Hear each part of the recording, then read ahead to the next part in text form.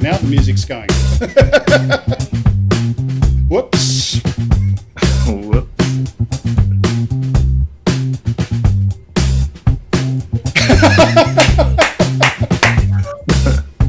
What's going on?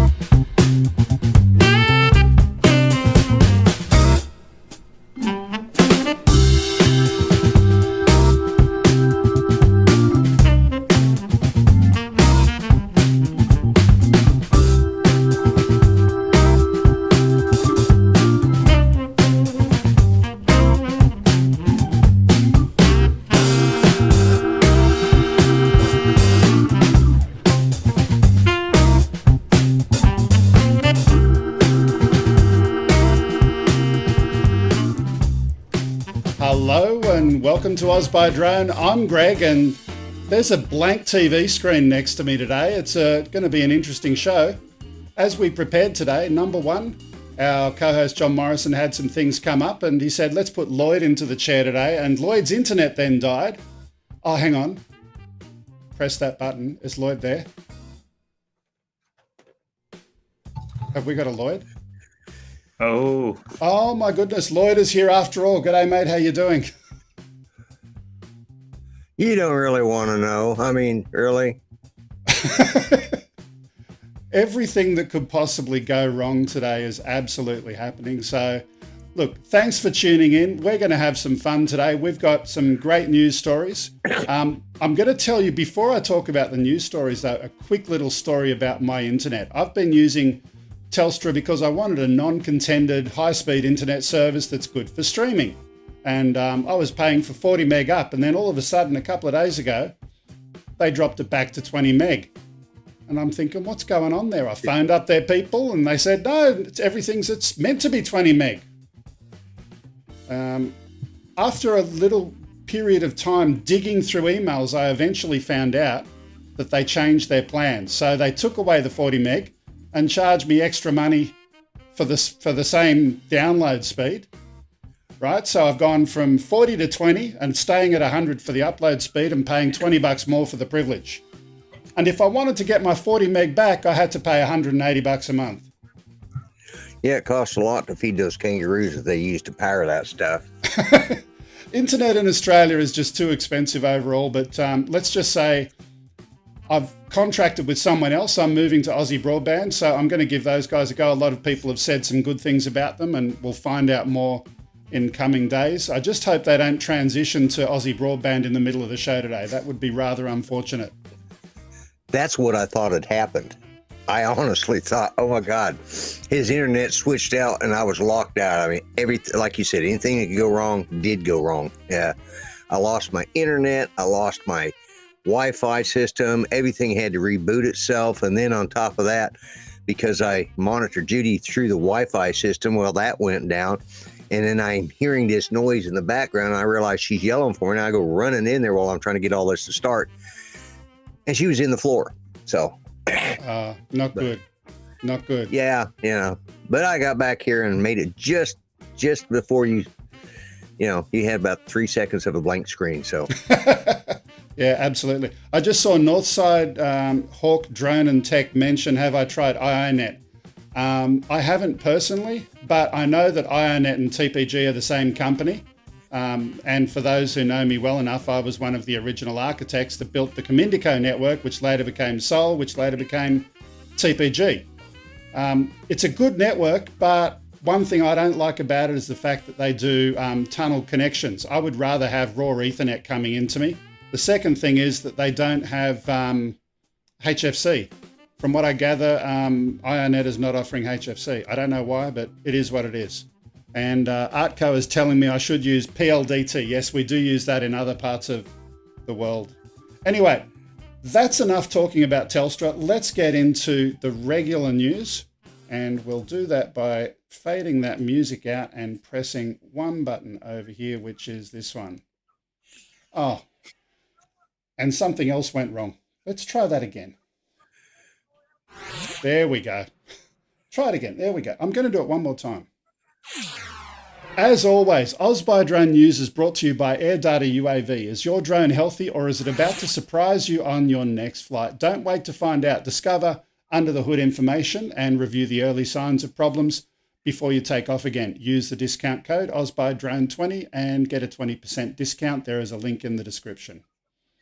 Okay, now our guest this week is Dan from danstube.tv, and throughout our news segment today, we might bring him in from time to time to chat about some of the things, because the first few have a tech review kind of flavour.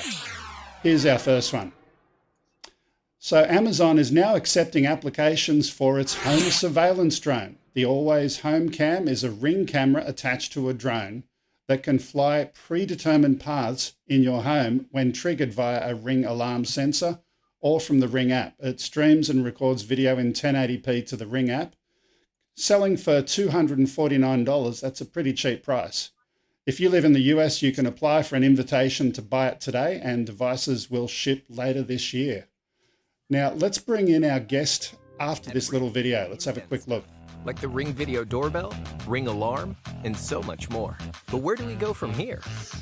Introducing Ring Always Home Cam. Yeah, it's a camera that flies. What? We thought, what if we made a camera that can see every angle in your home without having a camera in every room, and make it smart enough so that you can teach it where to go. Like this? Yep, just like that. Cool. So, with the push of a button, it picks up and goes here, there, or wherever you choose. You forgot the orange slices, didn't you? No way. Frankly, I blame the oranges. Hey! And the Always Home Cam works seamlessly with Ring alarm. Yeah, that's not good. Actually, it's great. You can watch live from anywhere. Well, good for you guys. And when you're So while that continues to play, welcome Dan in the background. How you doing? I'm going very well, thank you. That's a really cool concept. Yeah. Look, we saw this video being played on another drone show last night, Ken Heron's show. And he made a comment, I don't know if it was true or if it was a joke, that it's not available to people that have got cats. But other than that, what do you think of it? Yeah, I think the first thing that stood out to me is like, what happens if you're a sleepwalker and it just kind of triggers and knocks you out as you're like walking through the house to the fridge? I mean, it's a cool concept. It's really unique. Yeah, interesting. I don't know. Like, I'd love to see more of its actual real world application, like how well you can fine tune it, how you can program it. The sleepwalker is actually an interesting one I hadn't thought of before, but you know, it's just like running into a chainsaw while you sleep, you know? Yeah. Terrifying. There it is. Perfect timing. Yeah. What about you, Grumps? Would you get one? Yeah, like I want video of me walking around half naked in my house, and no. I mean, I do not want in the middle of the night. Hell no. We got enough privacy invasion as it is. I have my cameras on the inside of the house already set to do not record. You know, Yeah. No. Okay. It's very George Orwell, and you know, it feels like, you know, while they say they can't access your video, at the end of the day, they control the software on it, and Amazon, if they wanted to, they can change anything they want to. They could get access to that footage in the blink of an eye. Little bit Orwellian, but I can also see the value in it. You know, it's Grumps. Yeah. You look like you're going to say something. No, because I mean, I have a Ring doorbell out front, and I get notifications from it when it's not working. I get email notifications, which means it's sending out to my email server and back to me, letting me know that the video camera right outside my front door isn't working. Of course, they can access it. That's ludicrous. Yeah. Yeah. You know. Yeah. Okay. By the way, a separate side topic on the Ring doorbell in general. I've got one myself, and it's got a bug on every unit that's not in America. It's trying to ping a server that is not accessible unless you live in America. And every time it fails to ping it, it restarts the Ethernet interface if you've got a wired interface. So it causes it to drop out frequently. It's got a little bit of a buffer, so that helps. But if it's got a long video segment, it breaks it up into pieces, and Ring and Amazon have been absolutely useless. But By the way, we had a super chat from Zebmeet. Zebmeet, let's go and have a look. I'll get that up. On the road listening. Have a great show, fellas. Thanks, Zebmeet. Appreciate the super chat. And I just saw another one you put on the street. Passionate lovemaking in the bedroom streams to the cloud. That's exactly right. There's all sorts of connotations. After you get to a certain age like me, the last thing you want to do is have this body out on the internet. No, ain't going to happen. But then again, there are some people, what's the name of the famous Ron Jeremy? What's his name? Jeremy? Ron Jeremy, yeah. Ron Jeremy. I mean, at least he wouldn't have to pay cameramen then. He could just have the drone flying around. Yeah. Okay. Your own personal crew. I don't want to see. Yeah, I don't want to see his wrinkled backside out on any porn site now. I mean, no. Please. Okay. Save us all. Bad idea. Hang on. That's that was the perfect title for what we were just talking about. Jammed, yeah. Okay, so let's move into our next story, and it's subtitled "Jammed Video." One family in San Jose was robbed recently. Their home was equipped with a Nest security camera, and they expected to find the answer to the mystery on the footage. The family had a look back at the data, but found only momentary images which didn't show the face of the person. Most of the video was missing. The family contacted Nest customer support, who confirmed that there was no interference connectivity until the incident happened. What does this mean for drone owners, especially with the launch of the Ring drone? Let's watch the video.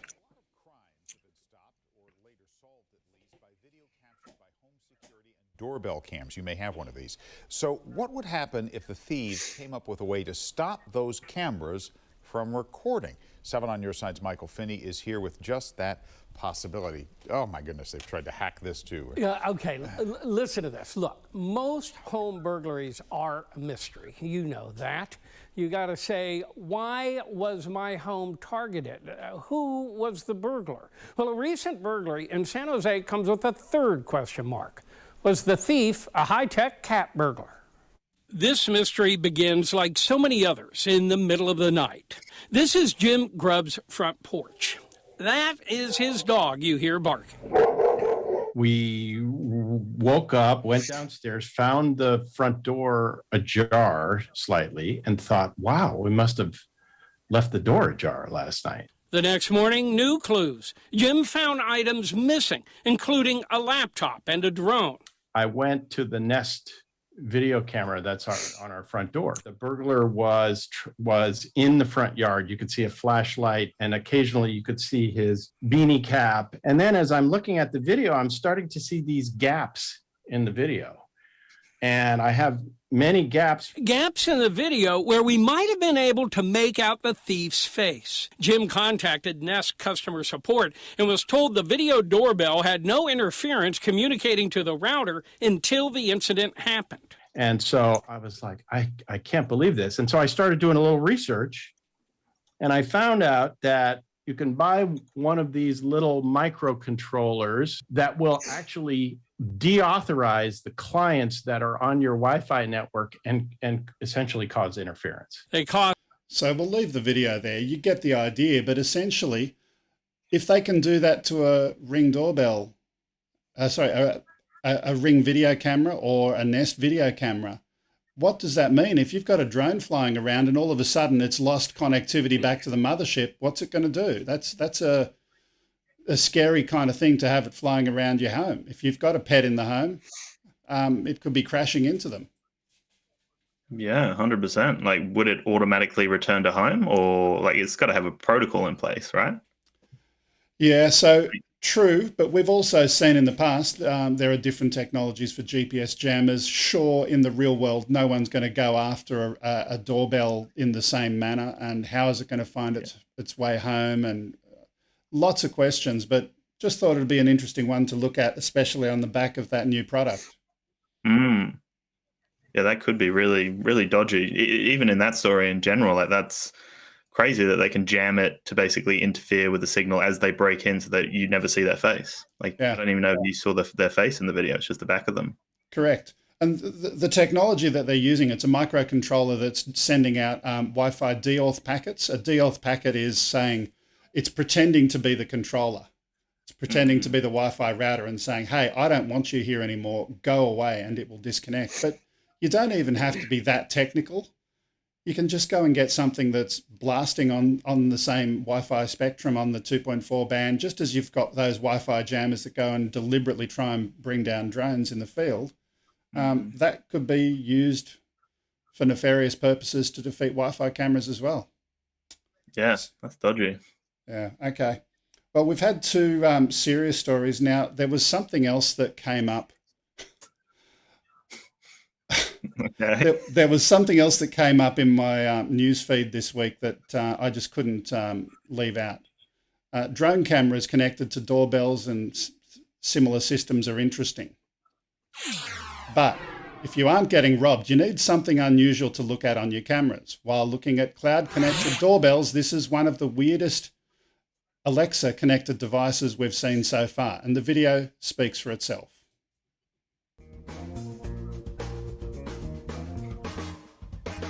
I'm ready for pairing with your Amazon Echo device. I'm paired to your Alexa device and ready to play. Oh, wow.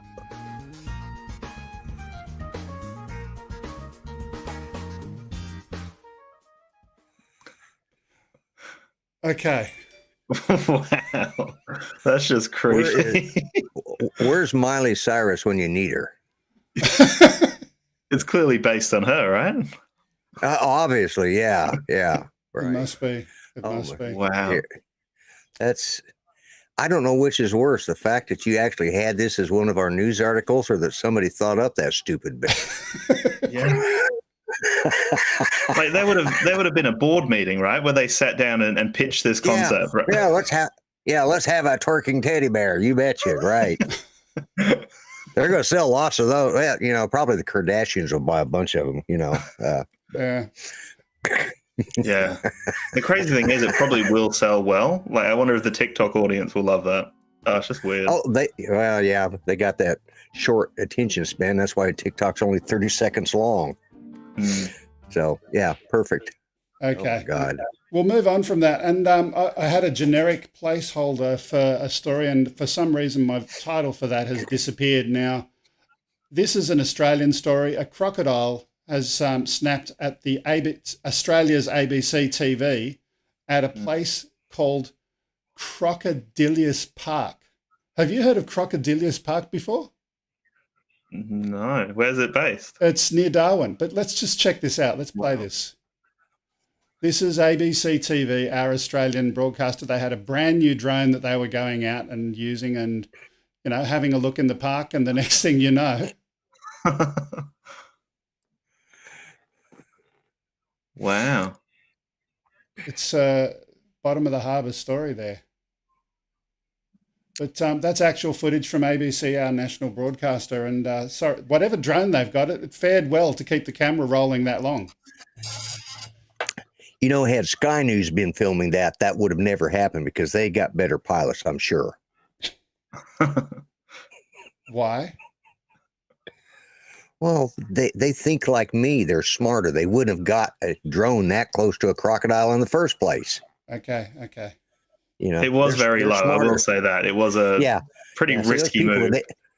Those people at ABC have no brains at all, but the people are, God, I hope you're not from ABC. Okay. Maybe I should have thought before I said all that. Everybody out there, the Americans, probably, what's the difference between ABC and Sky News? But I do know the difference. Yeah. Okay. Let's move on. We've got one more quick topic before we officially talk to Dan, and that is to have a look at Mavic 3 leaks. Now, we've got a couple of pics that we're going to put up. These are the photos that have been going and doing the rounds. Let's send that full screen. There we go. We can see that dual sensor camera there. There's the frame from another angle. And the bit I want to have a look at on the right-hand side is something that I'm kind of disappointed about. The fact that it's using DJI Fly instead of Go 4. And the reason for that disappointment is we like to do live RTMP streaming with our guests coming and streaming into the studio, which we've got a live fly-in next week. But we can't do that. Unfortunately, we're stuffed. So, yeah, what are your thoughts on the good old Mavic 3 and the leaks that we've had? Yeah, I'm very excited for the Mavic 3. I'm actually surprised as well. I thought that they were going to go with the Go 4, but this almost puts a nail in the coffin of the Go 4 having any more support, maybe, because I thought the Mavic 3 was going to be kept for the Go 4. But yeah, DJI Fly is very minimal and basic, so that's a little bit odd for like a prosumer drone to kind of go that way. But it looks amazing. Like the fact that by the looks of it, we've got a 7x zoom for the telephoto camera on top, and then it's a 1-inch. It's a micro four thirds. Sensor on the bottom. Looks amazing, and 46-minute flight time apparently. Like crazy stuff. Really good news. I'm looking forward to it. The one winning feature for me, if it had Go 4 or it had RTMP streaming, I'd be happy and I'd go and purchase it. But without the RTMP streaming, that's the one thing that's preventing me from saying, yeah, I'm going to go get it. Maybe there'll be some third-party apps. As to why that's kind of happening, I know that the people who originally wrote the firmware, for example, for the Phantom series were let go by DJI some time ago, and then it was a bit stale for a while. There were no updates coming for that series of drone.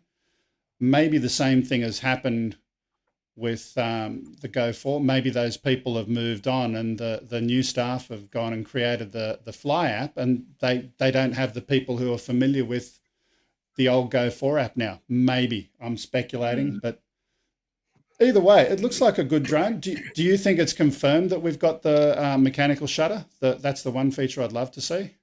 Yeah, from when I did the live stream, we like really looked into the spec sheet that was leaked, and it does state it's a mechanical shutter for Yeah. for the Micro Four Thirds. From what I saw, and I saw, I can't remember if it was the same sheet or not, but it was listed as an option, not a guaranteed. So there was one rumor going around that there were going to be two versions of the drone, potentially a standard and a pro version. Yeah. Possibly. Yeah, I saw that. Yeah, I think from my understanding, from when we really tried to deep dive into it, and I've actually been directly talking to Jasper, the guy who's actually been sending out all those leaks.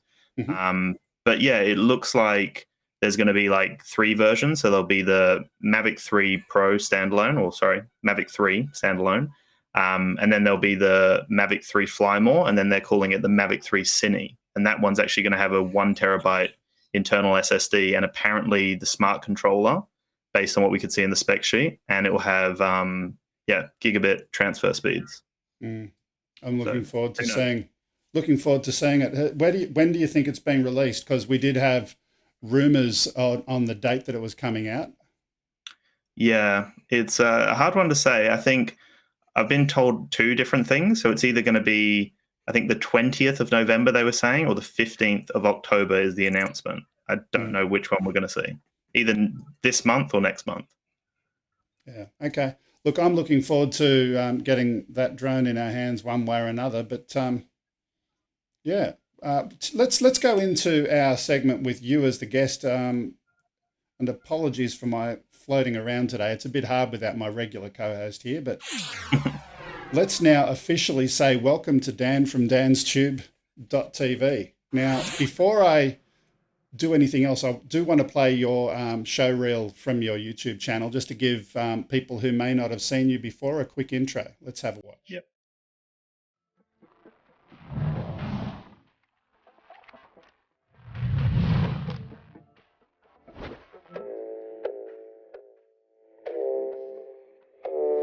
Hey guys, Dan here from danstube.tv, and today...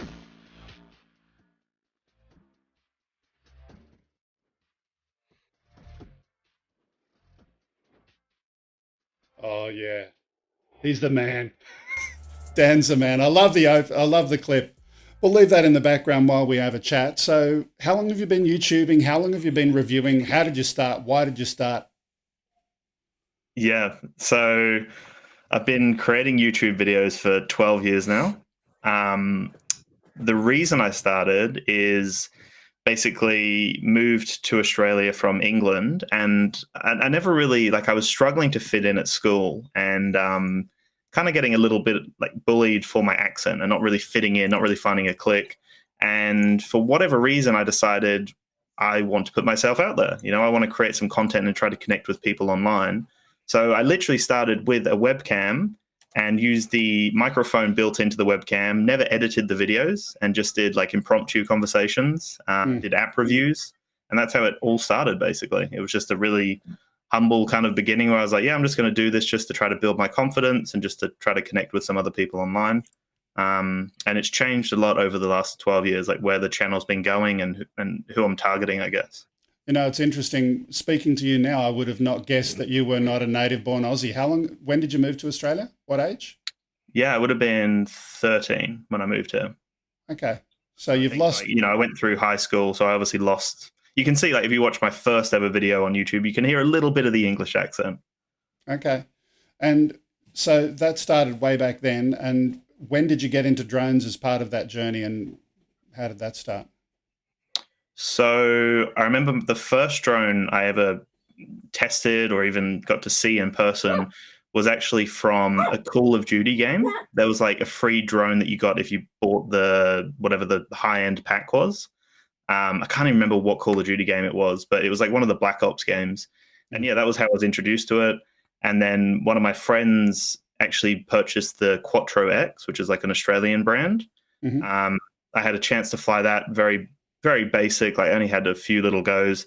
And then I guess it got to the point that I was just really interested. I was fascinated by drones. And it was around the time, the first drone that I ever owned was the Mavic Pro. But I was just about to purchase the GoPro Karma. I was leaning towards the Karma, and I'm sure people know how much of a train wreck that thing was. But yeah, that's kind of where I started. And then from there, I started posting some photos and video content. And one of my friends actually connected me with a local drone training school called Ace Aviation. And yeah, they actually took me through, and I became a qualified drone pilot and did some commercial work from there. So that's how it all started, and then it just kind of snowballed from there. Okay. And are you doing commercial work with the drone stuff now?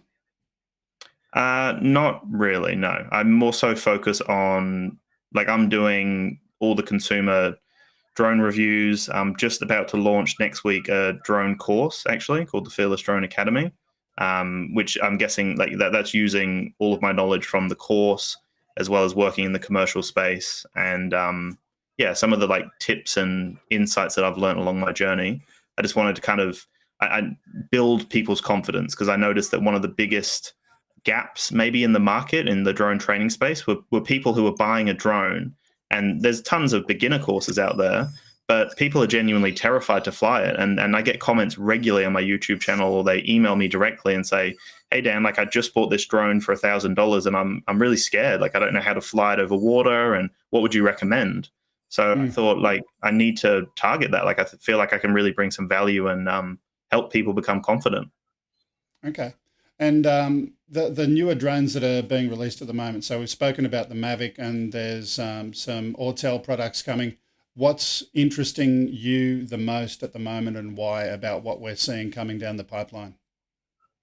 Yeah, so I think for me, I'm really excited for more mini drones to hit the market. I think just in terms of getting people into the space, that's going to be the catalyst to really, like, even though drones are more mainstream than ever now, I think the more mini drones that hit the market, the more interest we're going to have, the more accessible it is for people out there.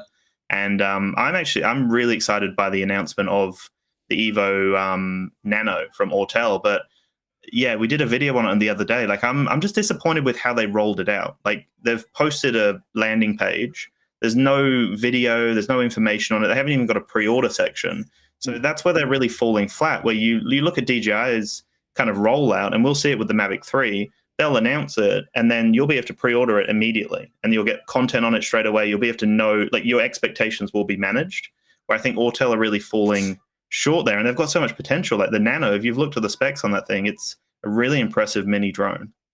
Yeah. If I remember correctly, though, I was impressed with the range capability of that for the size of it. When I looked at it, I can't remember what the range was off the top of my head, but it sounded good. Okay, so we've spoken about some of the drone stuff. What other kind of things? You're not reviewing twerking teddies, I assume, on a regular basis. What else do you look at? So again, like kind of going back to, I guess, the journey of my YouTube channel, like, so going from me doing app reviews, that's how it all started. I was just on a webcam. I then went and bought myself a proper camera. And from there, I continued to do the app reviews, but I started actually reviewing technology that I was using in my everyday life anyway. So, you know, different cameras and gimbals and different things that I was getting my hands on. And then from there, I had a lot of companies reach out to me and send me products to do reviews on. And from there, that's where I kind of got into a weird space on the channel where I would say yes to nearly every product. This was like really early in my like YouTube career, and it became overwhelming. Like I had a whole like space filled with boxes that I couldn't even get my head around creating the content on it. And yeah, that's when I started focusing on, like, I want to focus on high-end technology. So not reviewing, because I would review literally everything, like cheap drones, cheap cameras, things that really weren't fantastic. And I'd be honest about them, but yeah, it just kind of got a bit convoluted and confusing on my YouTube channel. So I guess maybe about 2 years ago, I was noticing some momentum with the drone space and me becoming more of a drone authority. And then I decided, well, I need to niche. I need to really focus on the drone space. I still occasionally do like laptop reviews, gimbals. I've reviewed like underwater drones, which I'm excited for that space. Hopefully that will develop a bit more. But yeah, I'm also focused on high-end technology and specifically drones. Yeah, I like the idea of underwater drones. I've got to have a look at a couple of them myself. But for the moment, there's a little part of our show that we have a little bit of fun after our interview. And normally we have a bit of fun, poking fun at Americans who are guests on the channel. But seeing that you're not an American, we've got to kind of turn it around. The segment's usually called Stump the Yank. But today we're going to have a game where we, whoops, press the right button, Greg. There we go. Ladies and gentlemen, boys and girls, it's time to play Stump the Yank. Great. That's right, ladies and gentlemen, boys and girls. It's that part of our show where we like to have a bit of fun and poke fun, specifically our guest. And today, Lloyd's going to ask some questions that only Yanks would know. It's time to play Yank the Stump. G'day, Lloydie. Hello. You know, meeting Dan here, this is just proof to all the rest of you aspiring palms out there. You can be trained to be a great Australian. I'm the poster boy. Yeah. They can be trained. Okay. All right. What does it mean? Well, for example, I just called you Palm, bless your heart. What does that mean? It stands for Prisoner of Mother England. Well, Palm does, but what does the bless your heart part? Yeah, I know what Palm stands for. I knew that. But what does bless your heart mean? Bless your heart. I guess it's just like... From a Southern point of view, because I'm from the South, obviously. A Southern point of view. Yeah, is it Southern like... American. So can you give me a context? Like, what was the sentence? Like, oh, bless your heart. Well, like, you're a part. You're a palm, bless your heart. It kind of sounds a little bit like double-edged, almost like an insult. It is. Yeah. I don't know what it means specifically, but an insult, yeah. Okay. Yeah, it's like saying somebody's ugly as a mud fence, bless their heart. Yeah, okay. That's the Southern way of being kind and telling the truth. It's like passive aggressive. There you go. Yeah. Man, I got told that so much when I was growing up. Anyways. Oh, bless your heart. I've got a comment here from Recovery Drone, and I'm just trying to work out what he's saying. Can I get heavy starch on my shirts since you're doing laundry? Because there's a... Yeah. Oh. Okay. Go for it. Yeah, there you go. Okay. What does it mean when somebody tells you to mind your P's and Q's? Now, does that mean you need to mind your manners? Does it mean to know your alphabet? Or does it mean to let's see, what's that other one I was thinking of? Does it have to do with a Southern mixed drink? Oh, interesting. Mind your manners. Immediately with like, mind your business, really. Mind your manners. Mind your manners. And yeah, it actually comes from England, believe it or not, and it stands for mind your pints and quarts. In other words, pay attention to what you're doing. Don't dump your beer. Yep. Okay. One more. All right. One more. Let's see. I had a good one here earlier, and I got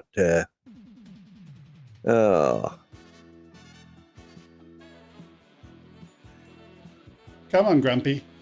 Well, I'm running. I'm going blank here. You know, I'm a year older now, and the mind don't work like it used to. Yeah, you had a birthday this week. Yeah, I'm slow as molasses. What does that mean? You're as what? Slow as molasses. Slow as molasses. Slow as molasses. Just okay. Really slow. Thick. Not mentally ready. Yeah. Well, actually, molasses is a type of syrup made out of sorghum sugar. Don't ask me what the hell sorghum is. I just know it tastes nasty. But yeah. Okay. That's all I got. So I insulted him for being a palm, and I made fun of him for being Aussie. And yeah, I feel really welcomed on the show. I don't treat all palms this nicely. I really don't. Thank you. So let's bring Dan back over. Yes. Let's bring Dan back over here. We had a couple of questions. One Vision Aerial. How do you get involved in getting products to test and to review for a channel? So if you wanted to do what you're doing, what do you just go and send an email to every one of those? How did that kind of happen? That's a great question. I think because I've connected with a lot of people in the tech space, it's a very saturated space being a tech reviewer. From my understanding, most people who start out, similar to how I started, you just start reviewing the things you have available to you. So I wouldn't recommend spending money that you don't have just to create a video, because you won't get a return on investment on that. So for me, like, I think it's all about trying to find the gaps in the market. So for example, when I started getting a fair bit of traction, I was reviewing the budget GoPros that were coming out, because all the big tech reviewers, they were getting sent the flagship the Hero Pro, whatever they call it, which is like their high-end black version, and they weren't sending out the white version, which is the budget version. So I found that there was no content on it. So when I started creating that content, it was really standing out. So I think it's all about that. Like, you know, if, for example, you look at the latest release with the iPhone 13, for example, like there's just tons of content out there, people buying the phone specifically to do camera tests and comparisons. You know, that's not a small investment. You're spending thousands of dollars. I wouldn't recommend doing stuff like that. I think it's all about trying to find the gaps and trying to do whatever you have available to you and trying to make it a bit more unique. Okay. And I think also from there, like I would definitely recommend reaching out to companies directly. Like, there's no harm in doing that. Plus, it prepares you for rejection, because you will get rejected. People will say no. So like for me, for example, recently I've actually hired a virtual assistant, and they reach out on my behalf to people. So we talk about what the email script's going to look like, and then I've given them access to like a proper business email, and then they reach out to people on my behalf and they CC me on the email, so then I can continue the conversation. But yeah, like something like that, you can get really affordable VAs that are like $5 an hour. And yeah, if you're really serious about it, it's quite easy to kind of, pump out consistently emails to brands. And it's a numbers game. Like if you send out 20 emails, you will get at least 2 replies, you know? And then from there, it may be a no, a yes, and then you work from there. Yeah. Now, we have the cash register going off because Ken Heron, thank you for your super chat. And he's asking a question to you, Dan. Do you give your extra gizmos as Christmas gifts? Because he does. That's a great point. I've definitely done it before. I've definitely gifted things to friends. Yeah, for sure. Like normally I'll actually kind of sell them because I don't have any space. I don't want to like just, clog up space with gifts and random products that just sit around. But like I've definitely gifted them to people. It's something I'll do regularly. Yeah, absolutely. And Mike B, the drone ranger, is saying, can you mean the fruitcake that you sent him was a re-gift? Okay. Anyway, look, thanks for being with us, Dan. It was good to have you on and have a kind of a different perspective of some of the tech that we looked at today. Have a chat to you about your journey, your story. And I look forward to hearing from you when we do actually get the Mavic 3 out. Now, Grumps, you've got something you wanted to ask? I just see you popping up there. No? No, you were a fantastic guest. I know I made fun of you, but that's what I do. I'm a grumpy old fart. I make fun of people. So, but no, I enjoyed it. I did want you to I'll send you my email address and my mailing address. So when Christmas time comes around, I want to be on that list. Yeah. Okay. Just joking. Okay. So thanks again, Dan. Appreciate you coming in. And if you want to stick around, we've got only 5 more quick news stories. We'll wrap through them. But if you've got a bail, totally understand as well. And see how we go. Yeah, I'll stay around. Let's move on to our next story right now, which is this one.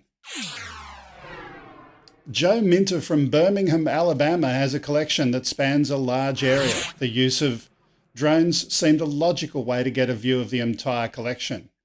He said, I'm the conjurer of all my ancestors. 400 years of African people in America. I don't know what that means, but that's what he said. This is a guy, Joe Minter, and he was surveying the dense outdoor environment of artworks that he has forged from refuge over the past 32 years across his half-acre yard.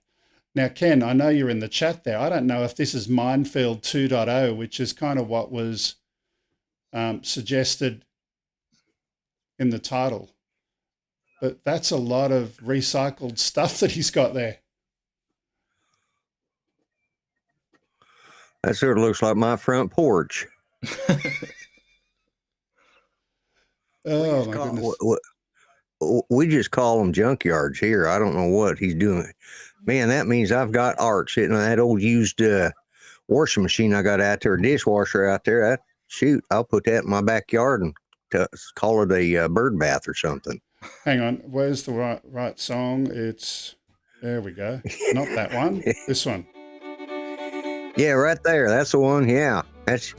Yep, our junkyard right there. Get her done now. I'm telling you, right there. Well, they do anything.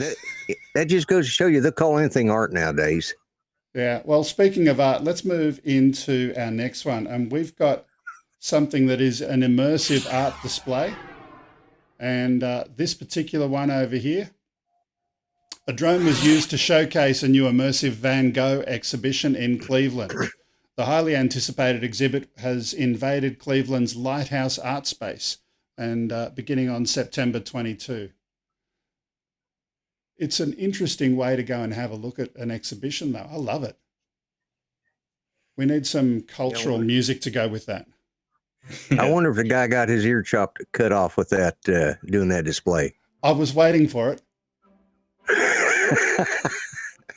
I mean, maybe that's how Van Gogh lost his ear. He was doing it. He was using his drone. You think? Could be. Hey, folks, you get what you pay for at this show. And if you pay extra money, you can super chat us and we'll keep doing it for longer. Yeah, exactly.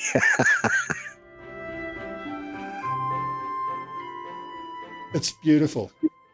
Can I suggest, I'm not going to play the whole thing now, but do go and check out this video. It's the link to the entire article is in the description. All of the videos we play today, we've got links to them. So do go and check it out. Oh, isn't it nice? This music is going well with it. I guess I don't understand that modern art stuff. Give me a picture of a pretty lake with a fish jumping out of it and a deer in the background, and I'm happy. Okay. Let's leave that there and we'll go on. We've got three more stories. Let's jump through them. The first one here is this ocean drone. Sail Drone Incorporated and the National Oceanic and Atmospheric Administration, also known as NOAA, have released the first video footage gathered. NOAA. Well, why do they have an extra A on it? Are you bloody Americans? I don't know. They've released the first video footage. You don't know how to spell. Jeff. Well, it's like Jeff, JFF, Jeff Fafa, Okay.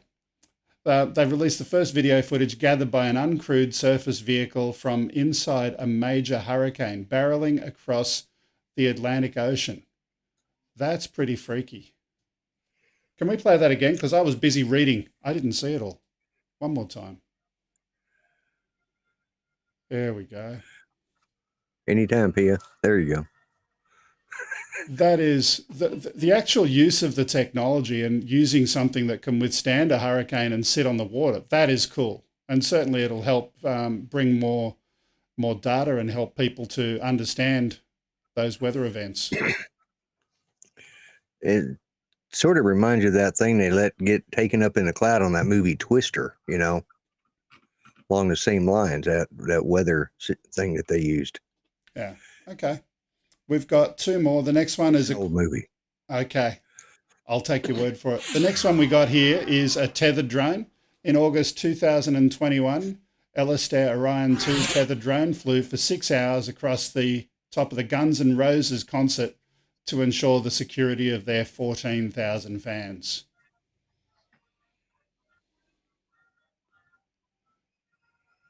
Here we go. Now I'm going to pull the music down because I don't think I can use that one, so I'll just fade that out. But using drones for security concerts, security at concerts, large crowds, around 14,000 people. I don't know. I'm a little bit conflicted about this. Yes, I see the benefit, but if it's a tethered drone and you do get a weather event, certainly that's going to hit someone if there's 14,000 people nearby. Well, I think if it's a weather event, they're not worried about whether they get hit by a drone. They're probably all ducking for cover. True, but the wind is certainly not predictable. You can have it up in the air there and have something. It's just there's too many people around it for my comfort factor.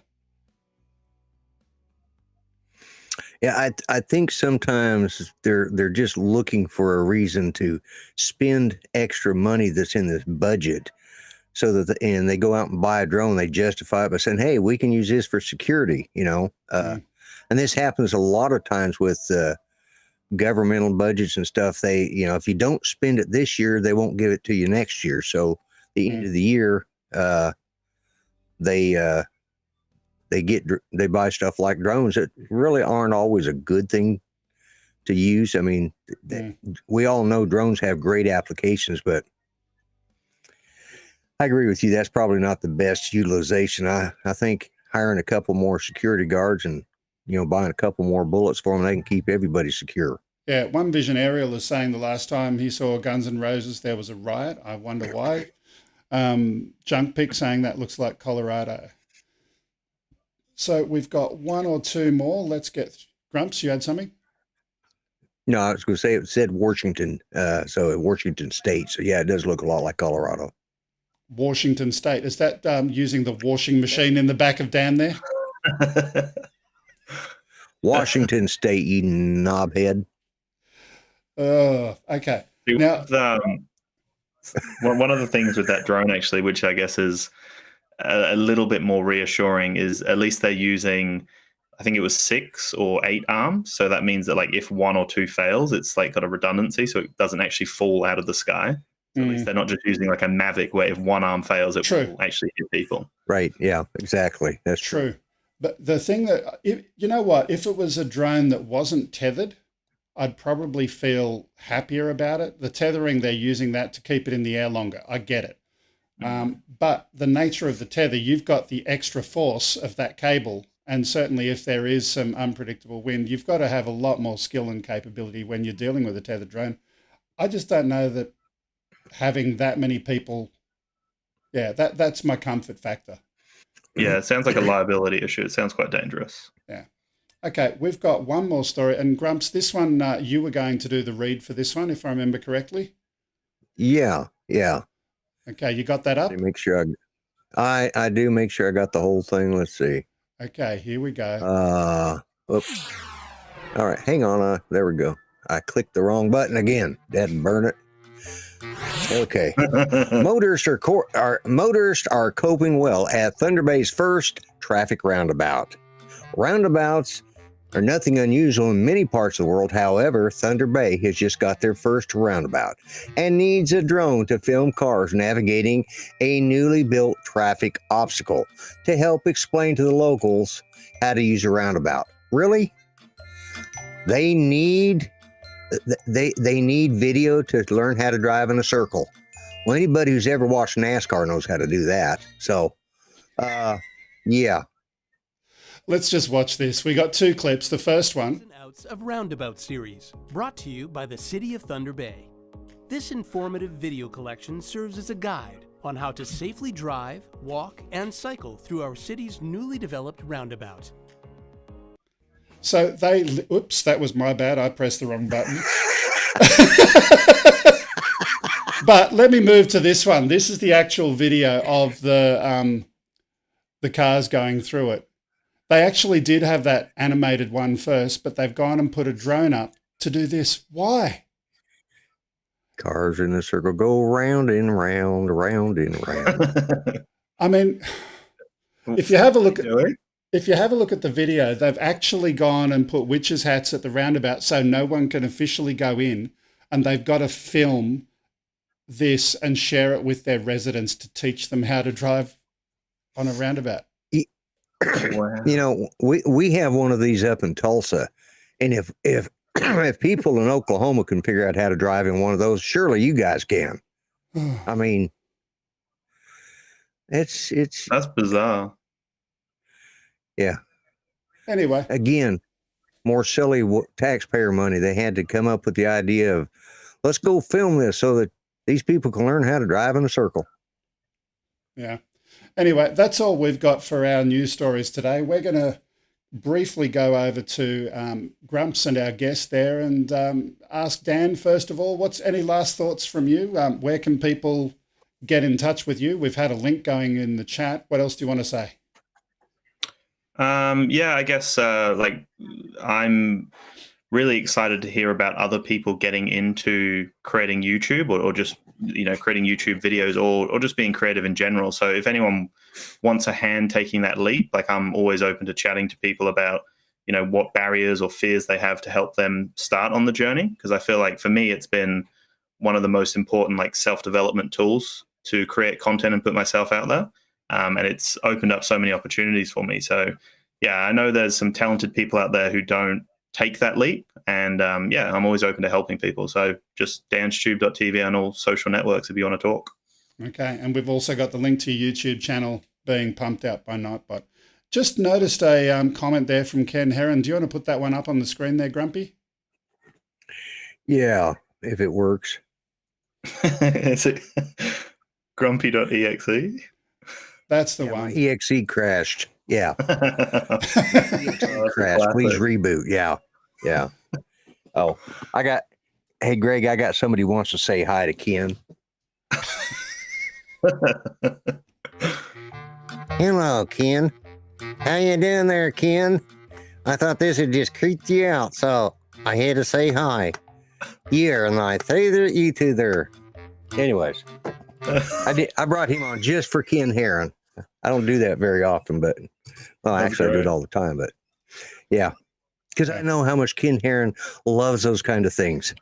He loves puppets. Absolutely. Oh yeah. Yeah. And dolls and,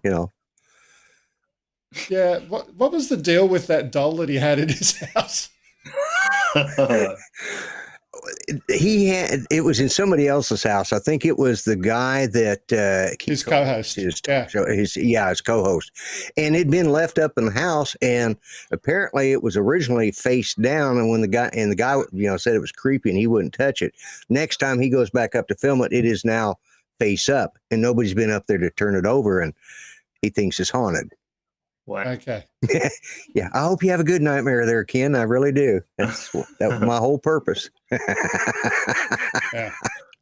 Anyway, look, we've reached the end of our show for the day, a little bit early, but that's all good. I got, like I said at the beginning of the show, I woke up at 1:30 in the morning and couldn't get to sleep till 4:30, so it's time for a nana nap. Last words from you for the day, Grumps.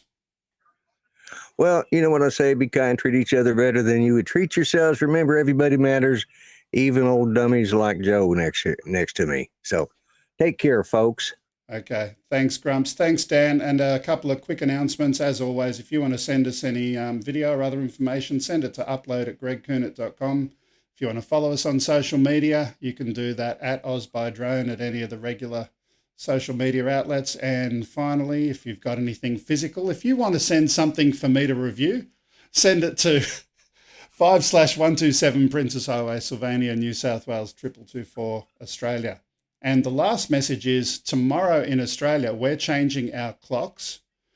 So the show next week, if you're not in Sydney, is going to be 1 hour earlier. Okay, so 1 hour earlier next week. But in addition to that, next week is a global fly-in. So to make that easier for people who are coming from the other side of the world, we're going to make the show an hour earlier in Sydney. So Sydney next week, 10 a.m. In America, what time is it Central next week? It will be at 7 o'clock Central Time. That would be 8 o'clock Eastern Time. Remember, that's 2 hours earlier than this week. 2 hours earlier than this week. Oh, you're right. Because it's a fly-in. 6 o'clock Central, 5 o'clock Eastern. Let's see, 6 o'clock, 7 o'clock, no. Whatever. We'll go and create the event. It's going to be at 6 o'clock Central Time. The rest of y'all in the other part of the world figure it out on your own. Go and click on the YouTube event and you'll work it out. So next week, remember, if you want to fly, get your drone ready. Make sure you're using DJI Go 4 or some other app that can send RTMP, and we'll bring your video into the stream and share that with the rest of the world. Anyway, that's all we got time for today. Thanks for watching. Thanks for being part of it. Make sure you hit the subscribe button, do me one other favour, go and share today's video in 5 minutes after the tune finishes with a friend and help us to grow the channel. Really appreciate it. That's all. Bye-bye for now. See you next time.